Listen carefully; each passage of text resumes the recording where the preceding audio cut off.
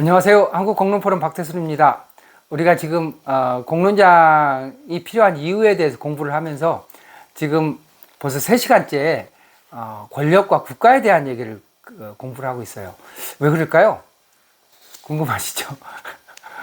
왜냐하면요, 결국 공론장이라고 하는 것은 시민의 삶의 영역에서 만들어지는 것이고, 결국은 시민 권력을 강화하기 위한 가장 강력한 방법이기 때문에 국가와 시장, 권력에 대한 공부를 하는 것이다. 일단 이렇게 이해를 하고 계시면 될 것 같고요. 구체적인 내용에 대해서는 점점 여러분들이 이해를 하게 되실 거라고 봅니다. 자, 네 번째 강의는 그래서 국가주의에서 벗어나야 한다라고 하는 주제를 가지고 공부를 하겠습니다. 이게 도대체 무슨 얘기야? 국가에서 벗어나? 우리가 뭐 그러면 다른 나라로 이민을 가자는 얘기인가? 그런 건 아니죠.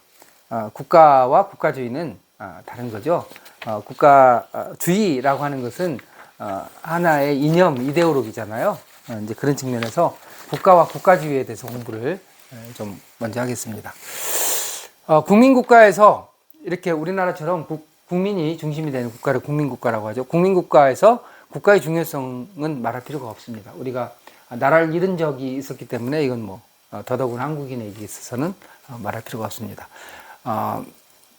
결국은 국가는 내 삶과 직결되는 문제로 인식을 하고 있잖아요. 그래서 외국에 나가면 무슨 사람이 다 애국자가 된다 이런 얘기도 할 정도가 됐으니까요. 그리고 더더구나 우리 같은 경우에는 이제 전쟁이라든지 뭐 민족 반공 이런 것들이 결합하면서 국가 이데올로기가 굉장히 공고화되는 역사적인 과정을 거쳤습니다.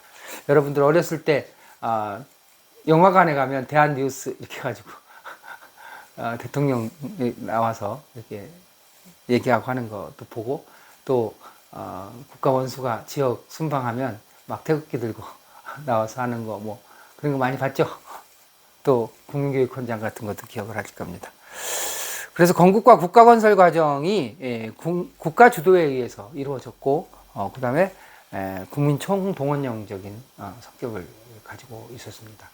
그래서 이제 어떤 면에서 보면 국가가 주도한 경제개발 계획이 성공적으로 이루어진 나라라고 볼 수가 있는 거죠. 어떤 면에서 보면 4.19라든가 6월항쟁, 촛불시위 같은 것도 이런 저항운동, 국민에 의한 저항운동도 그 내용을 보면 국가를 바로 세워야 된다라고 하는 국가에 대한 이념이 그 바탕에 깔려 있었다 이렇게 볼 수가 있습니다.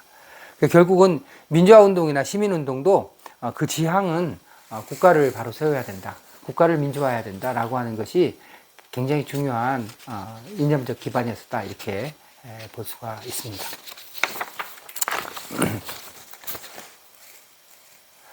자, 그래서 우리 삶이라고 하는 것도 국가를 통해서 국가와 연계해서 생각하는데 우리는 너무나 익숙해 있죠. 그래서 국가가 잘 되면 우리 삶도 나아질 것이라고 하는 확고한 믿음이 있었습니다. 그리고 국가주도 경제개발, 경제발전으로 일정한 성과를 거두면서 절대적인 빈곤에서 탈출할 수 있었던 경험도 한몫했다고 볼 수가 있습니다.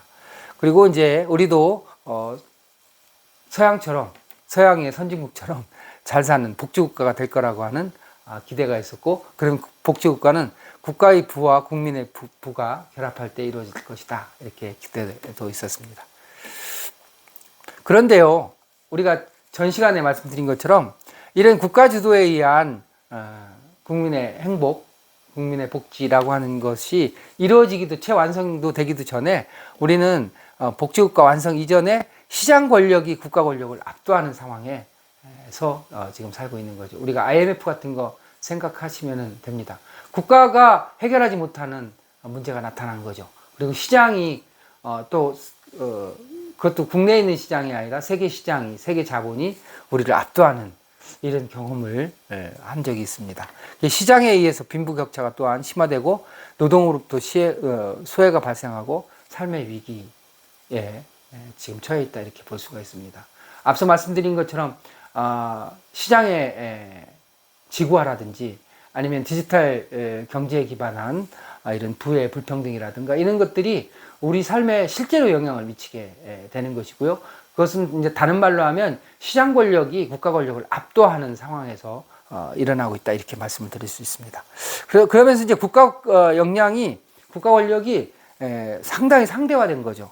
그러면서 이제 산적한 공적 과제를 제대로 해결하지 못하고 그 위에 새로운 과제가 누적되는 현상을 지금 경험하면서 우리 삶은 더 위태롭고 불안해지고 있는 것이다, 이렇게 말씀드릴 수가 있습니다. 물론 뭐 이렇게 국가 권력이 상대화되고 시장 권력이 압도하는 것으로 모든 우리 삶의 모든 영역을 다 설명할 수 있느냐, 그런 건 아니지만 전반적으로 볼 때 그 미치는 영향이 가장 지대하다, 이렇게 말씀을 드릴 수 있는 거죠.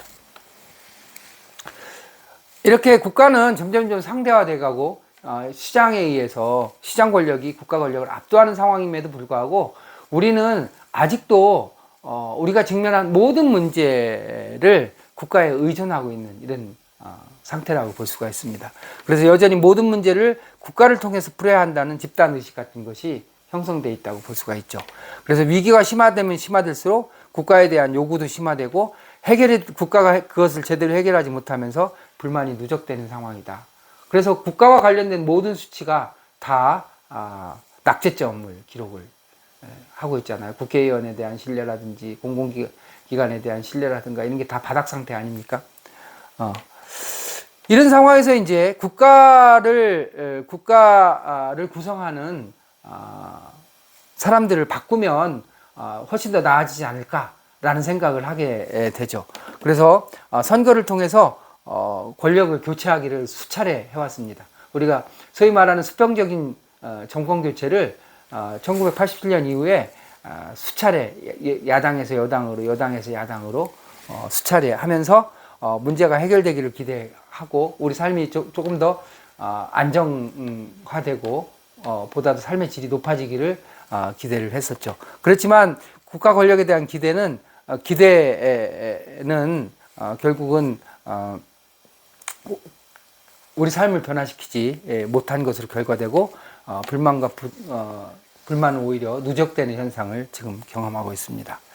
촛불 시위라든지 청와대 게시판이라든지 국회 청원이라든지 선거 모든 수단을 동원해서 국가를 압박하고 국가에 문제 해결을 요청하고 있지만 요청하고 또 빈번한 정권 교체를 이루고 있지만 별반 우리 삶은 달라지지 않으면서 정치에 대한 불만과 분노가 누적되어 가고 실망이 더 커져가고 있는 상황이다, 이렇게 말씀을 드릴 수가 있습니다.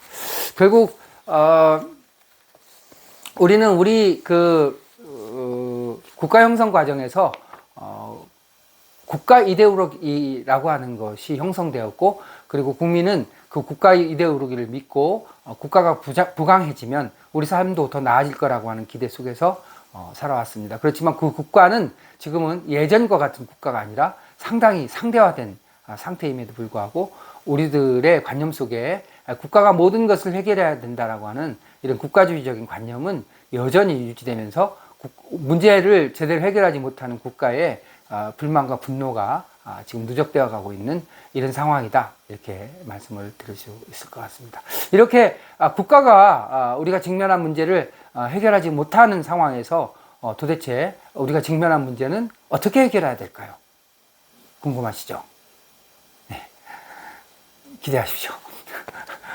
구독과 좋아요 부탁드립니다. 감사합니다.